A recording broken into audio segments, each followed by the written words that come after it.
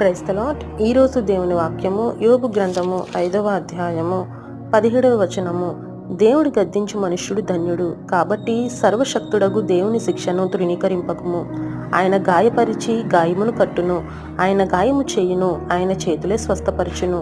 6 బాధల నుండి ఆయన నిన్ను విడిపించును. 7 బాధలు కలిగినను నీకు ఏ కీడును తగులదు. క్షామకాలమున మరణము నుండి, యుద్ధమున ఖడ్గబలము నుండి ఆయన నిన్ను తప్పించును. నోటి మాటల చేత కలుగు నొప్పి నీకు తగలకుండా ఆయన నిన్ను చాటు చేయును. ఆమెన్. హల్లెలూయా. దేవుడి చంటుండి గొప్ప వాక్యము మనందరి జీవితంలో నెరవేరును గాక. ఆమెన్.